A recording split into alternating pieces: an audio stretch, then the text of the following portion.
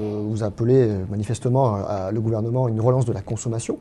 Est-ce que ce n'est pas un moyen d'affaiblir nos exportations et d'affaiblir notre compétitivité?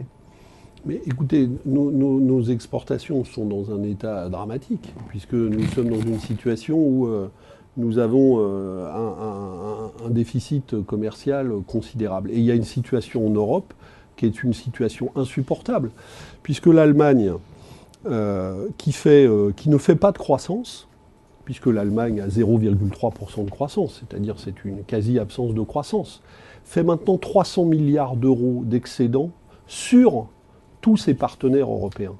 Donc il y a une situation en Europe qui est invivable pour une zone économique qui prétend être soi-disant dans la solidarité. C'est une situation de domination qui est insupportable et qui se fait en concurrence, en tirant partout en Europe les salaires vers le bas.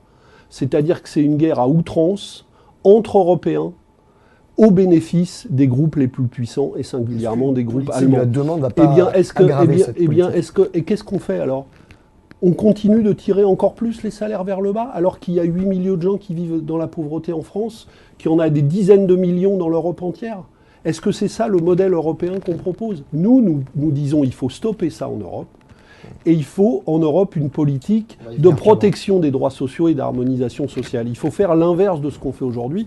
C'est ce qu'on va dire avec les listes du Front de gauche dans les élections européennes. Une petite question de Jaco, un internaute. Il voudrait savoir combien vous attendez de personnes dimanche? Samedi, pardon. Écoutez, plusieurs dizaines de milliers, et plus on sera, mieux ce sera. C'est un appel que nous avons lancé avec beaucoup de personnalités, beaucoup de responsables syndicaux, associatifs. Ça n'est pas un appel seulement des forces du Front de gauche, c'est un appel au sursaut de la gauche dans cette situation, pour dire que nous ne voulons pas les victoires de la droite et de l'extrême droite, et que nous voulons une autre politique à gauche. Je pense que ça peut rassembler très largement. On espère un succès le plus massif possible. Je n'ai pas de pronostic chiffré, mais en tout cas des dizaines de milliers de personnes. En dessous de 20 000, ce sera un échec?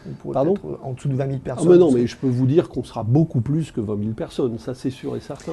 Est-ce qu'on sera aux alentours de 50 000, 100 000 ou plus? Ça, je ne le sais pas alors qu'il est. Mais en tout cas, plus de 20 000, ça c'est ça. Allez.